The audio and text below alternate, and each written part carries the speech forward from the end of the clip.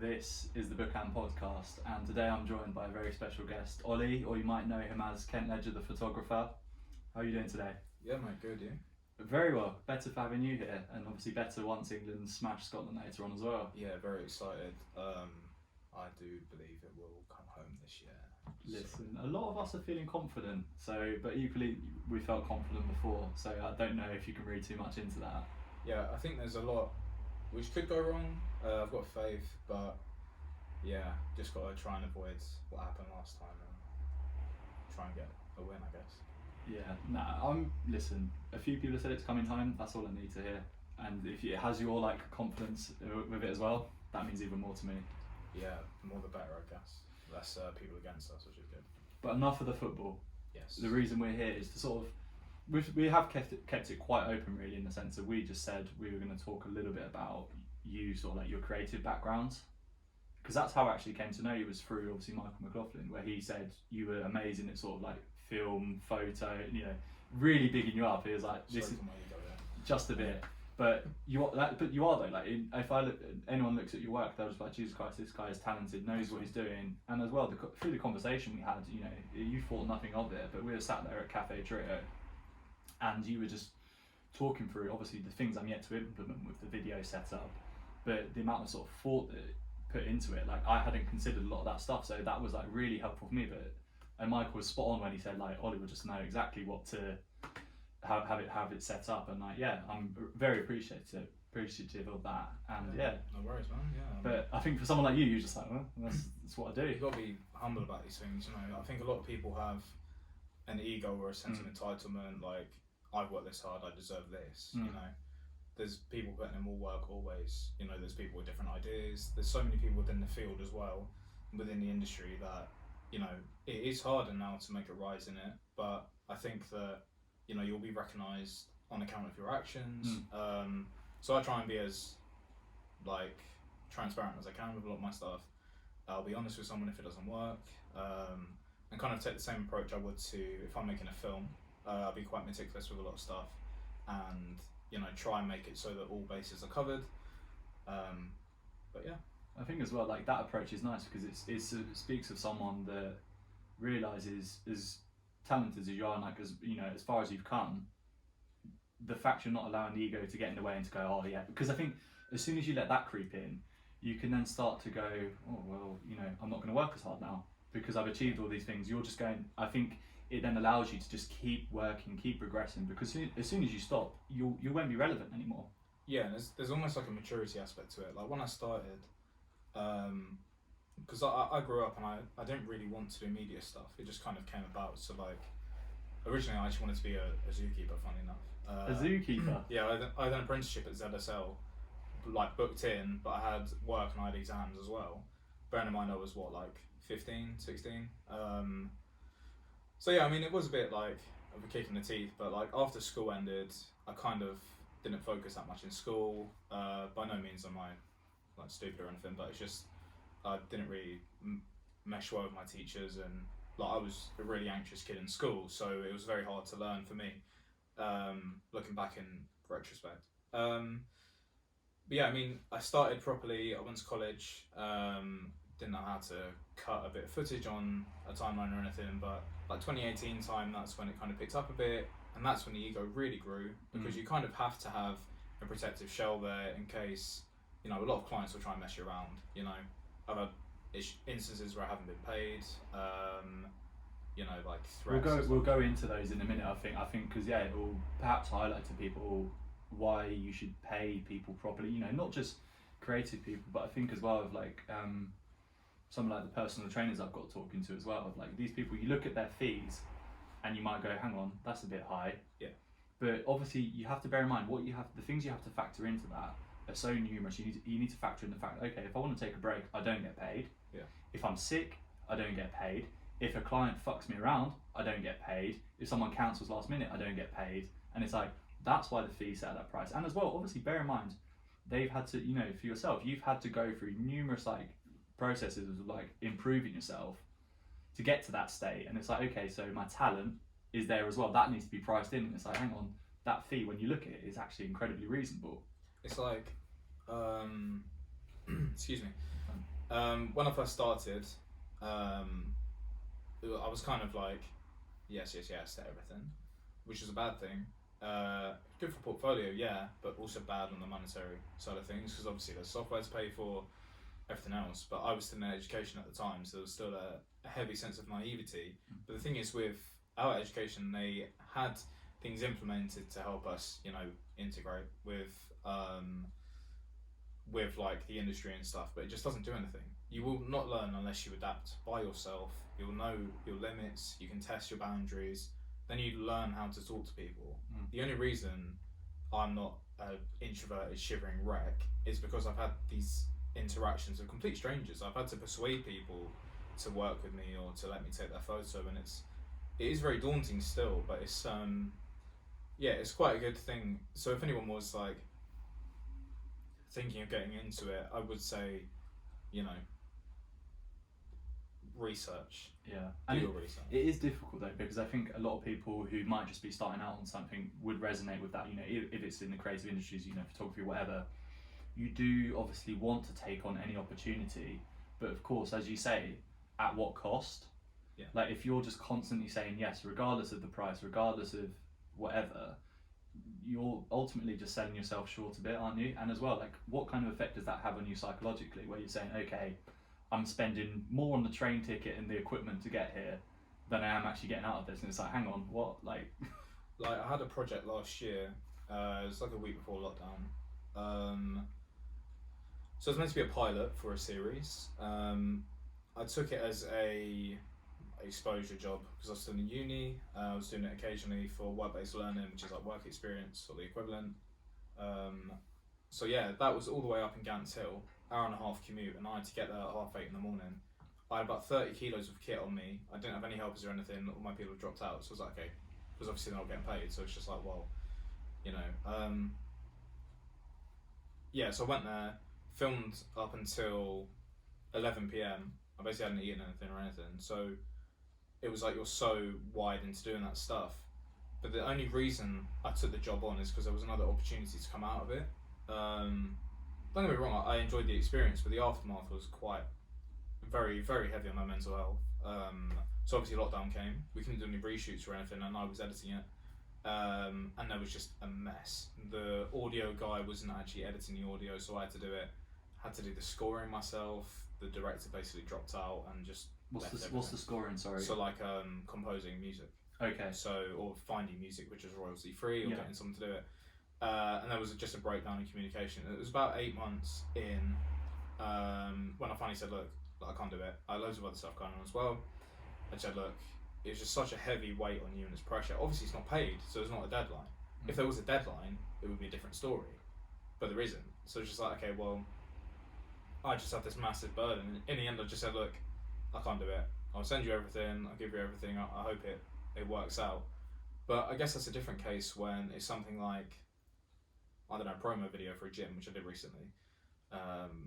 It was not a gym, a personal trainer who's up in St Albans. That was a fun day, easy to work with his clients, so very nice. Lots of room to move about.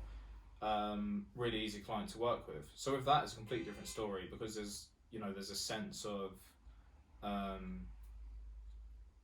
reciprocated ideas. So that's nice, but also when someone hasn't done something before and they're trying to get something done, their perception of it is completely different. So they may think something's easy, but have no clue. Yeah, you don't think of the resources involved, and you don't think about lighting or anything. I kept saying, like, look, we need to actually think of locations.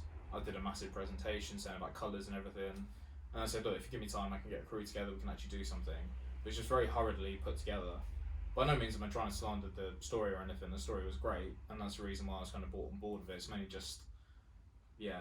But obviously, it's arrogant for people to act in that way, to sort of go, we've brought this guy in who's a professional, who knows exactly what he's doing, who knows about this stuff. You're highlighting these issues, and for whatever reason, they're just dismissing them.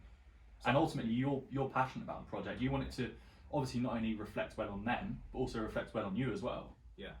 So why aren't they giving you the resources that you need to get that done? It's like in an ideal world, I would have been directing it, but I was put as a DP, which isn't my inherent role. Like, yeah, I've done some DP stuff before. I know my way around the camera, as most directors should, because it's a good. Is DP just like deputy? Director of photography or DP. Director. Okay. But it's just easy to say DP. DP. Yeah. But yeah, so that was my role. But like you have constant worries like batteries, like stuff like that. You don't have an AC, which is assistant camera. Yeah, you've got all this lingo. I'm just sat over here, just like what? So, you say it subconsciously all the time. Yeah. But yeah, I didn't have any of that. But there's been other cases when I've had a cameraman there and it's been perfect. We've worked like clockwork, and then you kind of think like these bad experiences actually help. They help mold you as a person, and it helps you mature. Like I think like the way you carry yourself and talk to people and communicate with a lot of them. With those experiences, it really helps. Talking of production, I'm filming this one of the first few times. I forgot to flick onto the book and podcast screen. So yeah, production quality value is of course like highly important. Sorry, well you've got that up now. I think that was ample time. That was a good. Exactly. No, it's just for people to see like the editing software, like that process. Just to give them an insight into behind the scenes. Yeah. Exactly. It's sort of like a sneak peek. But you talk about like obviously there have been instances where things haven't gone so well. Do you want to sort of shed light on some of those? Okay, so obviously names and everything will be excluded. Yeah. I'm not going to get into too much about a lot of it. Essentially, the first music video I did, I said, look, I'll do a freestyle, I'll do it for free, so you get an idea of what you're doing. Second video is paid. But if you want re-edits and stuff, I'll charge you for that, which is fair enough. Because obviously you've got to pay for software, man's got to eat, do you know what I mean? But yeah, so did the video, stupidly didn't send an invoice beforehand or take payment beforehand because there's an element of trust there. It was a friend of a mutual friend. Essentially, I didn't get paid for 3 months. I sent plenty of options, payment plans. I said, look, you can give me a bit at a time, I don't mind. I understood there was money issues there. But then eventually I kind of had enough. I sent a court writ to his house to say, look, if you don't pay, I can take it to court. It's just like a warning shot. It's not, But instead of being compliant, I got a death threat.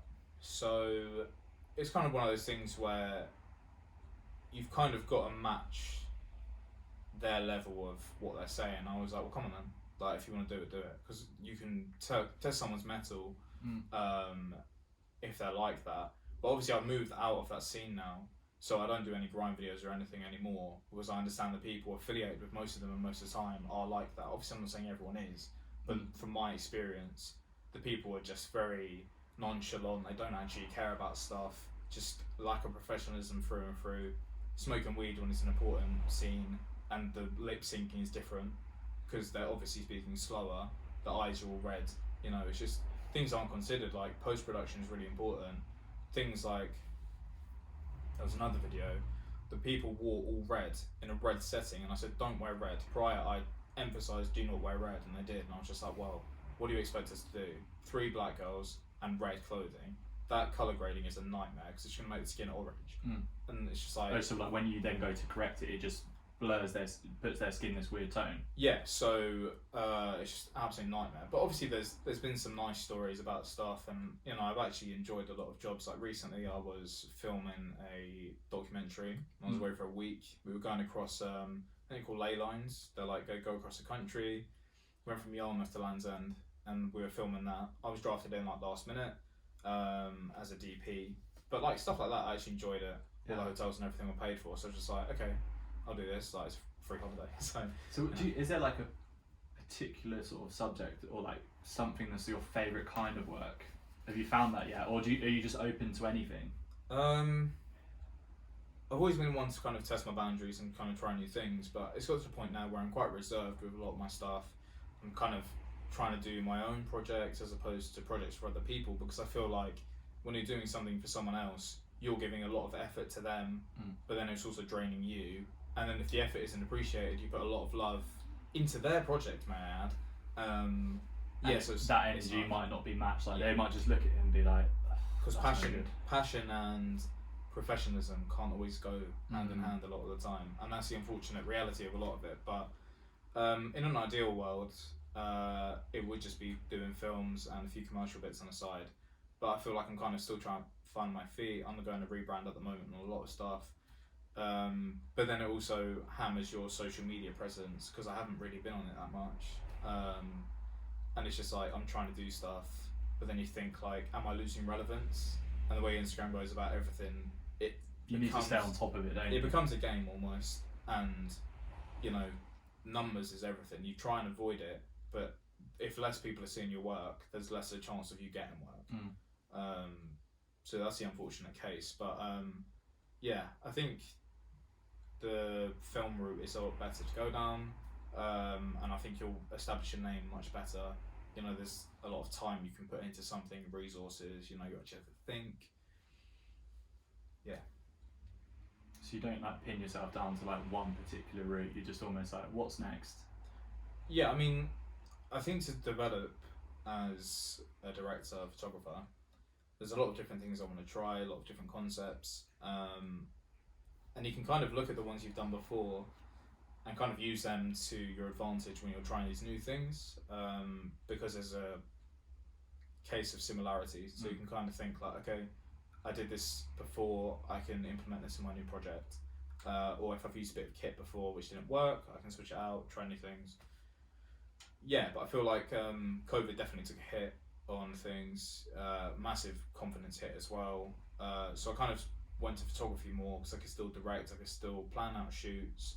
They weren't paid or anything, a few were, but you know, the money wasn't really a concern within that. As it was more just trying to create stuff and kind of ease back into stuff a bit more. You talk about like obviously lockdown giving you a massive confidence hit. Yeah. Do you want to expand on that a bit? Was that just through the lack of work, or was it just like? Well, this isn't my main job. Yeah. Well, at the moment it kind of is, but it's very slow. So I worked in a shop. Yeah. So I was working there. I was still doing uni up until May last year. So there's a lot going on, and my mind was all over the place. Yeah, just lack of sleep, really long nights. I tried taking on a different job as alongside my one because I thought, okay, I can work it. He was a social media manager for a artist, and he also had a podcast as well. Yeah. I felt like a bit of a traitor. But, no, I don't know. Not so. But no, yeah. So I did that for about a week, but I was on about an hour's sleep every night. I was doing stuff all day, constantly being up early, and it was honestly horrible. And I just said, look, I can't. I hate to be the guy where it's like, I can't do it because I don't believe that someone can't do something. But when you feel like you're going to implode because you're literally just on caffeine constantly, you know, you're confused as to whether you're awake or not. Like if that's the level you're getting to, it's time to. So you just shut that off then? Yeah. Then soon after, I left that job purely just because I felt like, you know, I only stayed there really because obviously COVID came. It was a job. But then obviously it calmed down a bit and I had some more opportunities. So I was like, okay, I just want to kind of get rid of this and, you know, not have to be screamed at by 20 people a day or whatever. It does take a massive hit on you and become quite reserved. And the way you talk to people is really different as well. I don't think people actually understand the level of, you know, how shitty people were during like the pandemic and stuff. Yeah, I think it definitely did, and I can recall instances as well of where it was just like, wow, you have zero consideration for the fact that and I was actually quite lucky, I didn't have too much going, but even still, I think even if you didn't have too much going on for yourself, it was still a difficult time for a lot of people. Yeah. And I think for, you know, your average person, I think they'd be aware of that fact, and they just go into any interaction just going, right, I'm just going to be gentle. Not even necessarily having to be overly nice, just be gentle and just go, look, you might have shit going on, I might have shit going on as well, but I'm not going to put that on you. I'm just going to be pleasant. But you are right though, so some people, they took it as an opportunity to just be angry at the world and frustrated and take it out on people. Just like, yeah, for me working in retail, like I'd get a bit of it, but equally as well, don't get me wrong, but there were plenty of like lovely people, and I think it was a real to like a lot of people's true character of like, Yeah. are you a good person or are you just pretending to be a good person because it's convenient? I think, as well as that, I hope sort of coming out of lockdown, because we've been through this common experience, you know, most people will take that as an opportunity. And someone, we said this on another podcast, if someone now feels a lot more enabled to just talk to a stranger, Yeah. because we have had that common experience. It's a bit like if you go through a trauma with someone, obviously it's a minor trauma in some cases, but it is a trauma of a form. It's a very difficult circumstance that we've all experienced, obviously to different degrees and different extents, but hopefully that would then allow us to have this thing that we've shared. And you know, even if we're not talking about the lockdown, the fact that we've had something that we all know everyone's been through, we can then build bridges from that and share our experience a bit better. I think as well, it's hard when you come out of something like that because you're seeing the worst in people constantly, and it's hard to interact with a lot of people. I know people are like, it's a minimum wage job or whatever, but when you're there for long hours, you're there for a long time. It grinds you down. Yeah, honestly, like I was at the point where I crossed the threshold into my shop, I was miserable. I was like, okay, counting down the minutes till I went home. You know, I felt sick, it was hot in there, loads of noise, you know. And you take it home with you, and that shouldn't be the case. Like working stupid shifts like 2 to 11. And I kept saying like I don't want to close because then I'm not going to go to bed till like 6. And that was the case in a lot of cases. But I was doing those shifts when I was at uni, sporadic shifts, so I couldn't actually plan anything. But now obviously I've got a free schedule. Yeah. It's a lot nicer because I can actually see my friends. I can do stuff. I feel a lot more like me now. You know, I don't feel that's grinded down, but it's taken a while, and it shouldn't. You know? Yeah. But I do agree with you. Like, it is so much easier to talk to strangers now as well.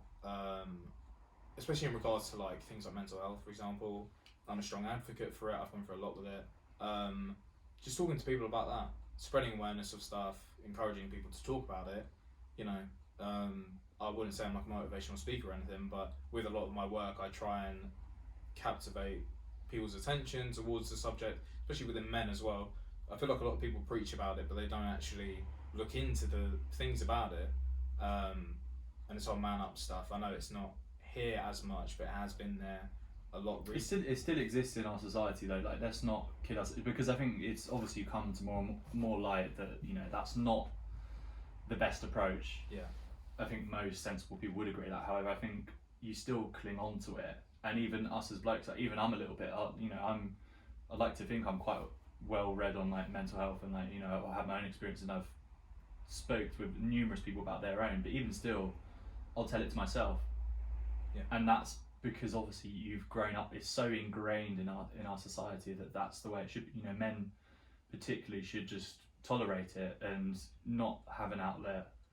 But slowly things are changing. But you are right that it's not an easy process, and you need to there needs to be action. Yeah. I feel as well it's often used as ammunition to kind of hit a chink in the armour.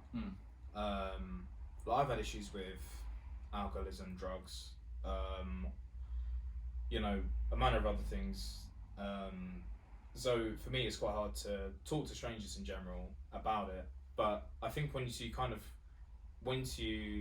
take the reins a little bit, and it's something you can deal with, it's still there and it's still present. Like, I've had times recently when I've just been miserable. I don't want to get out of bed. You know, I have my blinds down. I'm shut in. I can't talk to anyone, and it impacts your relationships as well with people, like family, you know, potential like suitors, I guess. I sound very Victorian saying that, but yeah, it is difficult. What helps you? It used to be alcohol, but now is that helping you? No, I haven't.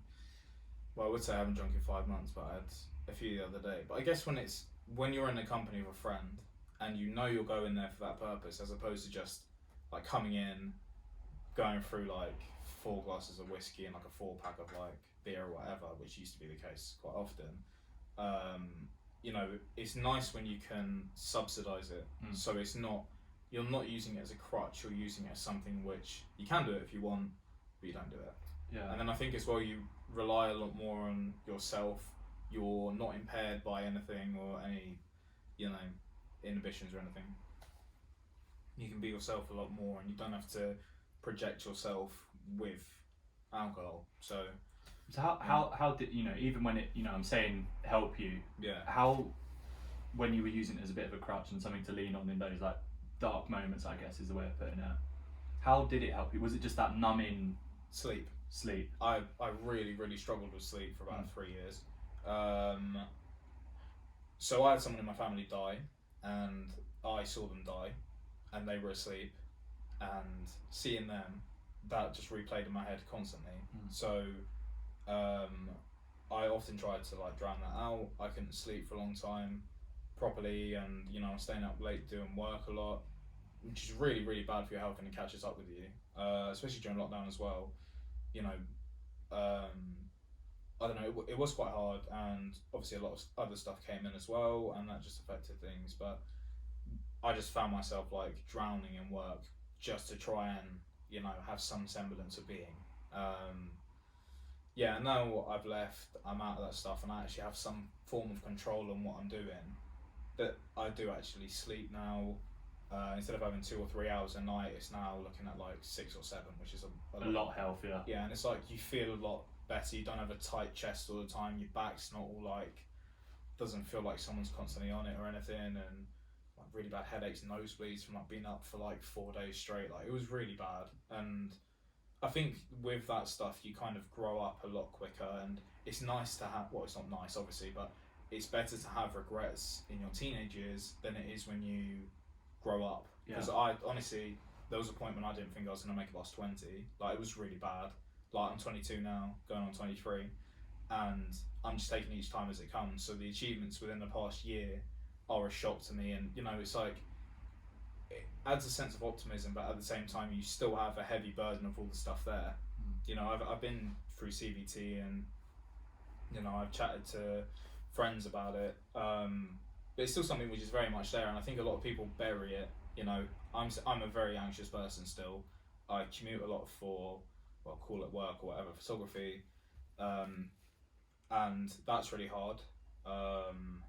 But sometimes you just got to kind of like grit your teeth and do it, because if you throw yourself into something you don't want to do, you'll find that you actually become a lot more comfortable, and you actually test yourself, rather than just avoiding it. Yeah, and that's how you grow as a person, is by putting yourself in those situations. But of course, like, you do need to be careful and sensitive to the fact that some days it is just too much. Yeah. But I think the key is ultimately that you need to get a bit uncomfortable and teach yourself that, because the anxiety is basically telling you you're going to die or something seriously bad is going to happen to you, and you're just going, no, I'm going to make you my bitch for today. Yeah. I'm going to go out and do that thing. Yeah, I might feel a little bit uncomfortable, but as soon as you work your way through that, you're like, wow, I've done so much. But I'm sorry to that was obviously a shit experience, and I must admit, I myself sort of throughout my teenage years and through my early 20s, I've had a really shit experience of things. And I think it's not an uncommon thing. It really isn't.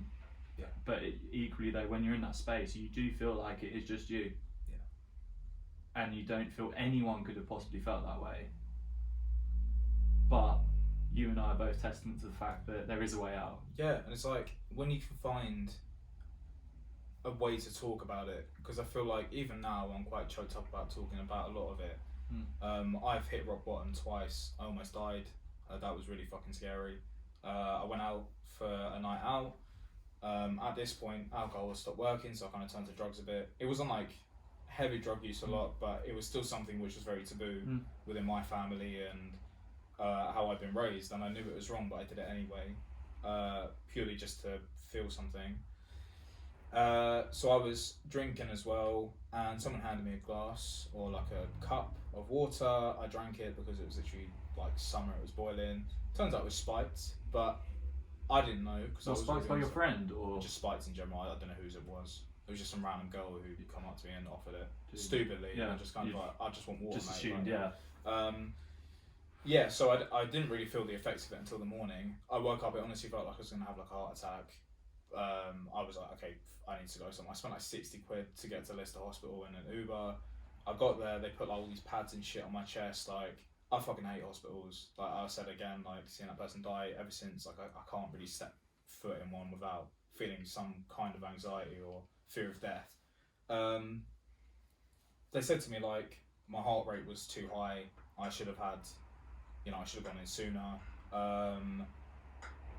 Luckily, you know, they managed to sort it out, gave me some tablets to kind of calm it down a bit, and it wasn't as bad as it could have been, which was a lot. Well, it's still terrifying though. Yeah. Like to have taken a substance that you don't know what it could have been, and it's left you in a state where you feel I think it was on more. the edge. Nobody knew I was there. No. I could literally just been there. Something could have happened. Nobody would have known. And at this point, I was so reserved of actually talking about anything.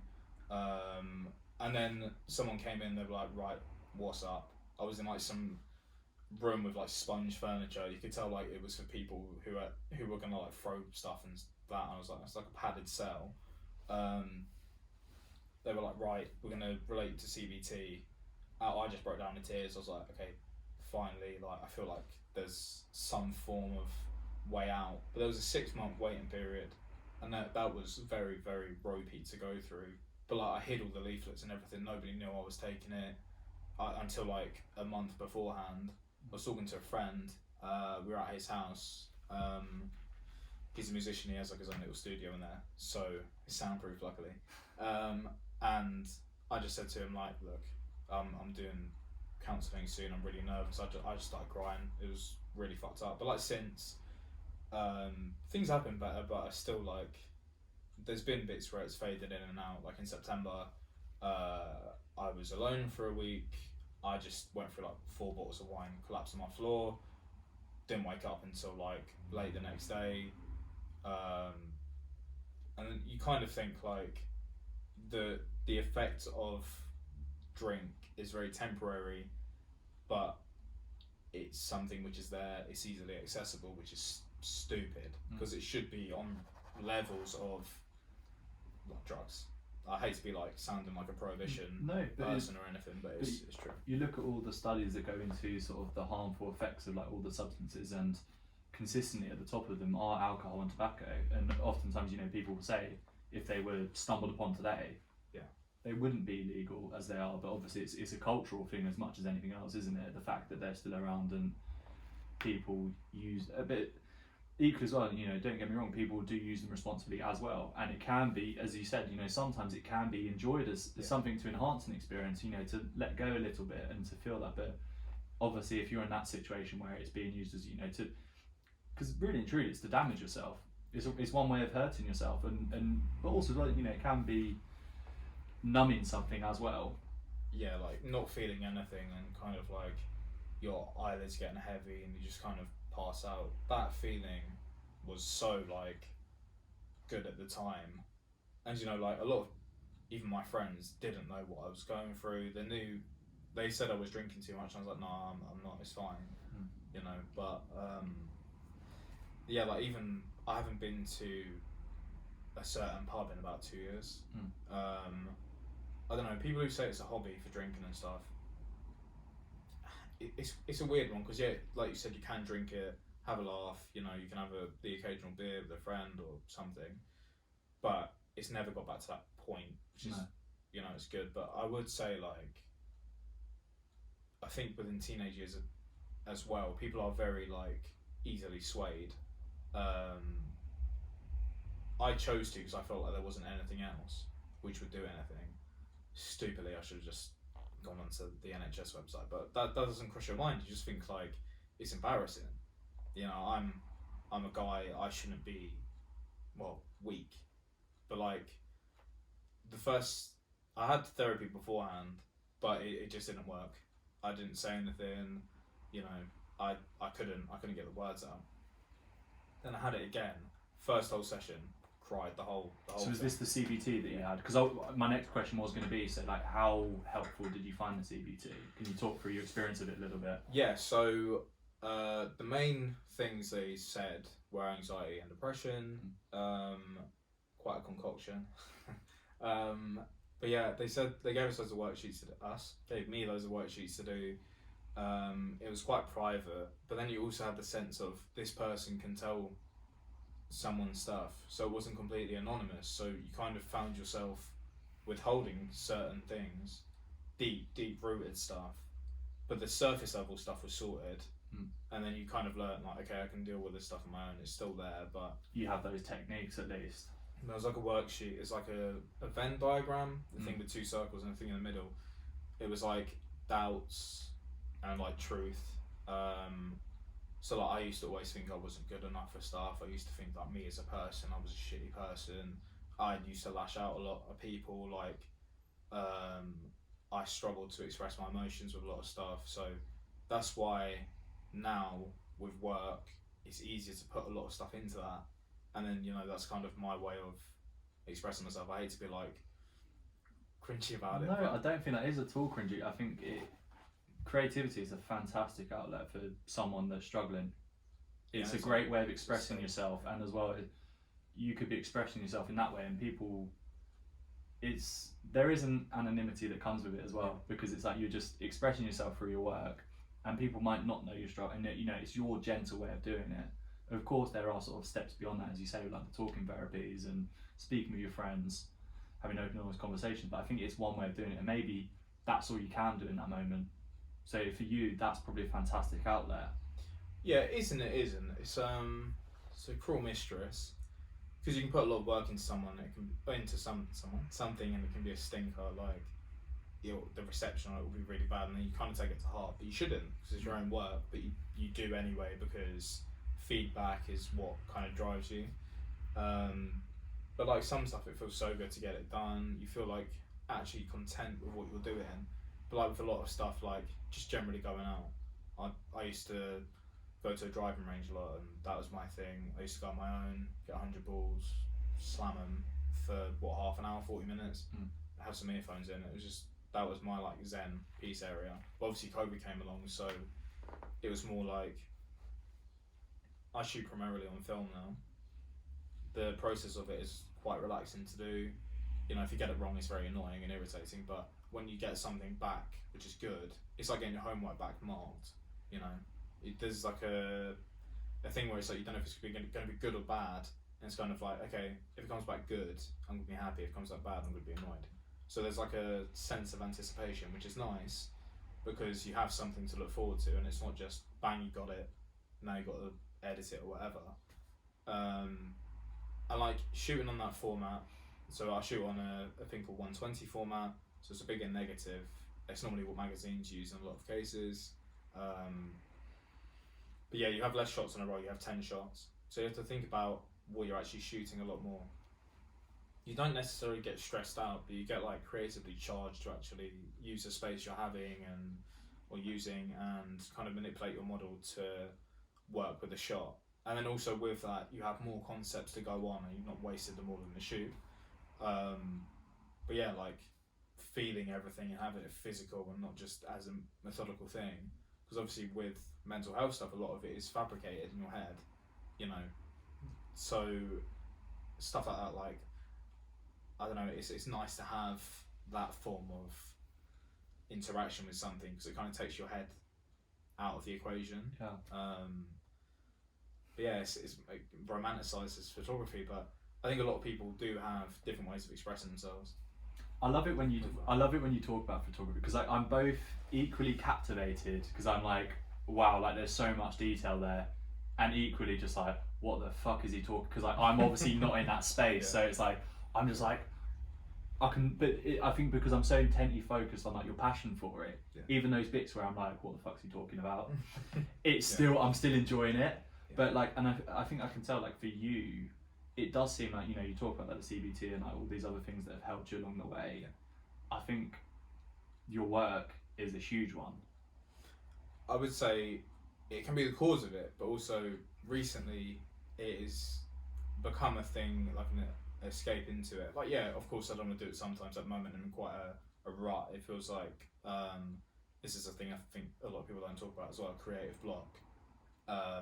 You do stuff for a while, then you want to move on and try and outdo yourself, but then there's all these things in your head about what you want to do, but then it's all like muddled. So like, for example, people with dyslexia, all the letters and stuff are muddled. It's like that, but with ideas. Yeah, you know, I'm not comparing it to dyslexia or anything. Yeah, just using it it is obviously, of course, different, but it's it's useful for people that might be able to understand it through that lens.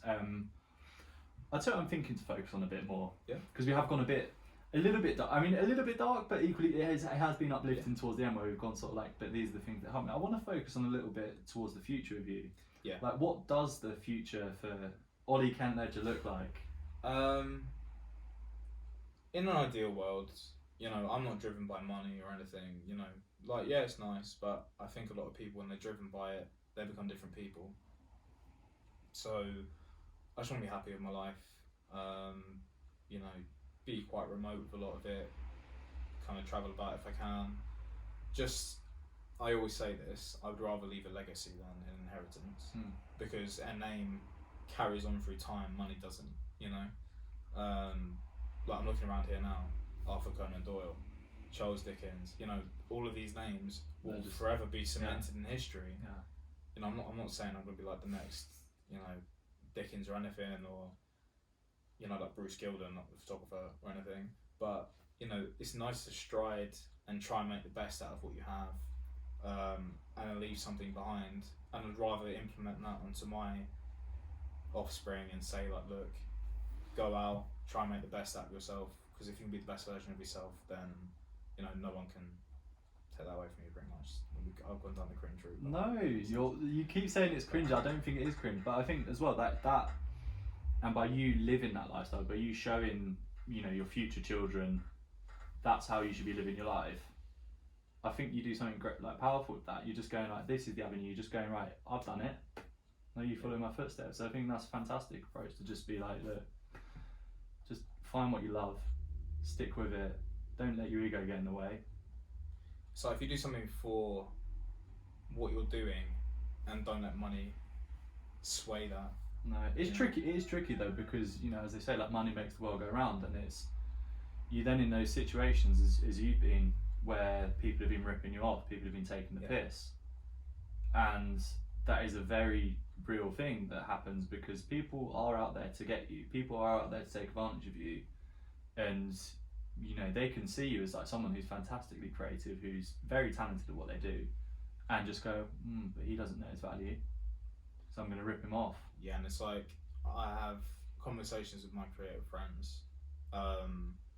That's another thing as well. It's nice when you have friends within that sector, because you have a lot of relatable experiences. But if I try and talk to my normal friends about it, then, you know, it's a bit different, and there's different responses. But, you know, having shared experiences with someone, it kind of prepares you a bit more for them, and you can kind of avoid them. It's like it is a minefield. Like, it's very hard to navigate, and, you know, you could be on the rise or just on a downfall like that. Like, literally, it is brutal. But, like, if you go down the indie film route, you're gonna have probably a bit more luck with success. But then it goes down to funding, trying to persuade people to buy into an idea, like Dragon's Den for films, pretty much. But it's just like, you know, it is such a complex thing to do because there is so many talented people. There's literally, some of my friends are just stupidly talented. Like, they don't see it.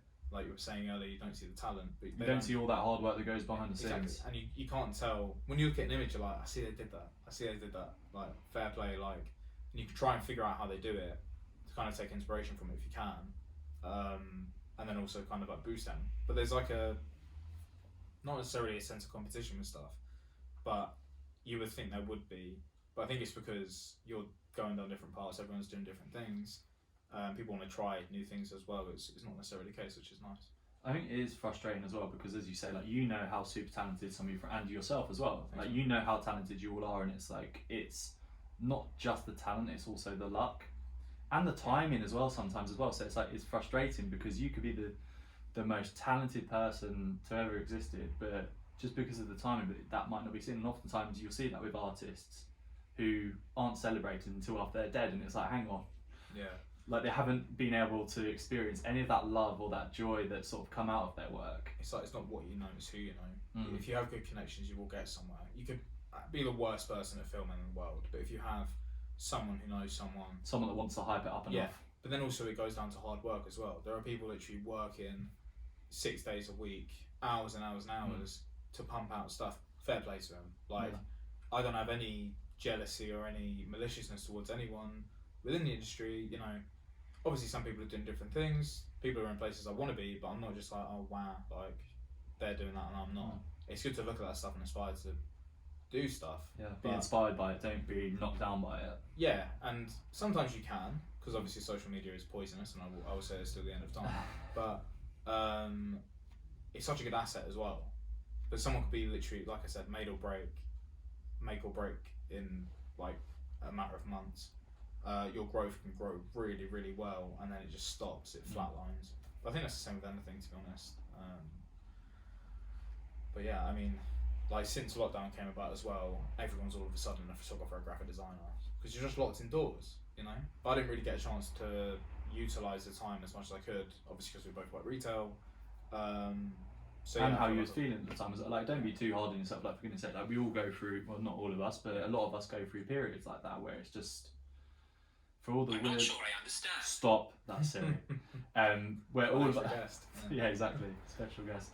But we all go through periods like that where it's just like, as much as it's there, we have all the things we need, we just can't get the engine started. And it's frustrating as fuck, because you look back, I don't know about you, but I look back on times like that and I'm like, fucking hell. If I'd have been able to just crack on there, where would I be now? Or if I had this then, Yeah. or if I was this person then, Yeah. it would be so much. But you need to let go of that thought, because it's, you know, don't imagine it could have been any different. It is how it is now. You'll then end up carrying on that, fulfilling that prophecy of like not doing shit. If you keep that in your head, it's just going to keep eating away at you. If you do good all the time and have people telling you you're doing good all the time, you're not going to get anywhere. I've had people be absolutely brutal about my work. Yeah, sure, it can be damaging sometimes, but you just got to kind of like take it with a pinch of salt. I'm bringing out all the cliches. All the cliches. Please today. do. We love them. I thought I was trying to, the bookend cliche podcast. I am thinking, I'm looking at the time now, and I am wondering, obviously, the game kicking off soon, we're going to have to wrap, and to be honest, actually, the time of the podcast, What's on now? we're closely out, we're coming up for 50 minutes now. 50? Yeah, close to. Should we talk about a book for the last 10 minutes? I did my research for once. We can touch on that. Yeah. If you want to, But we will or wrap up. I think I'll now leave it. You know, I've asked you obviously a few questions. I want to see one. Have you got any questions for me at all? Yes, I do. Go on. Right, you asked me about the future. How do you see your future panning out? Where do you want the podcast to go? A couple of people ask me that actually, and each time I feel like I need to now add a bit of spice to it, like a bit of refinement each time. I think for me, I try and keep it simple for now. My means of getting there is just to focus intently on that person in front of me, whoever that is, just to try and connect with them and get better at it. Like, it's something I'm going to be constantly working on. As soon as I feel like I've completed it, so to speak, I think that's when I failed. I need to just constantly be going, right, what could I do better, reassessing. I think it's fantastic. Obviously, I have the ability to look back at each episode. Same with you with your photos. Yeah. It's a fantastically accurate feedback loop of, okay, I've done all right at that, and I can work on that, and you can just look at it and observe it and watch it or listen to it in my case. So where do I want that to then take me? I think ultimately I just want a space to sort of host a podcast and sort of do numerous things around that. I've said this a number of times, I didn't want to do a podcast, I just sort of fell into that space. So I'm just using it as the means it is for now, and it could be the end in itself. You never know, but I think for me, there's a lot more to me and a lot more things I want to do with it. Yeah. I want to just start to have sort of just constructive conversations with people, and continue that, and see where it goes. I think I've mentioned a few ideas already, sort of about having like a mentorship, like surrounding it about I've had someone such as yourself who might then introduce sort of the field of sort of photography, videography, all of that to someone who might not have considered that. You might then be able to go, right, when I was trying to enter the industry, I saw it was difficult. Let me sort of point in the right direction. So that could be sort of one thing we do with it. We could be like an advisory group for companies, like all sorts of different things, or you could even go into like the retail space, selling books as well, and like hopefully I'd aim to be able to provide books for free if like people couldn't afford them. Like there would be like scholarships around it as well, and like just all sorts of things. But I just try and focus on what I can do today, and then if I keep focusing intently on that, then ultimately that stuff will hopefully come. But there are other stuff, but I'm not going to disclose. You can't disclose everything. This as well as anyone else. You've got to tease them. Some cards on your chest. No? Exactly. You can. I mean, that's the overall vision. But like within that, there are a lot of little extra bits of spice and yeah, just keeping it basic. Yeah. Keeping it focused on what I can do today. Only ways up. Yeah, and the only way is up. But yeah, and we'll close on as well. Like, what are your score predictions for the game? I'd like to say 2-1. 2-1. It's probably going to be 1-0 or something stupid like that. Boring. I think 3-1 to England. Oh, I think Scotland might grab an early goal, and then we'll just batter them. I'm hoping the weather, you know, because Scots are probably used to it raining, so. Yeah, that's going to obviously play into. I mean, not that we're not. Yeah. Yeah. But let's close on that then. Are you happy to? Unless Yeah. there's any other things you want to get off your chest, any people you want to shout out, any people you want to call out. Shout out the Bookham podcast. Oh my man, you didn't have to do that. And ODS Fitness, the personal trainer I was talking about. And Does Freedom Exist? That's the name of the film I was working on. Does freedom exist? Oh, the one we were talking about on the way. Yeah. I think and it sounds like a very exciting project. And as and when you're sharing that, I'd love to speak a bit more about it as you're going through that. Keep hush hush about it. Yeah, let's.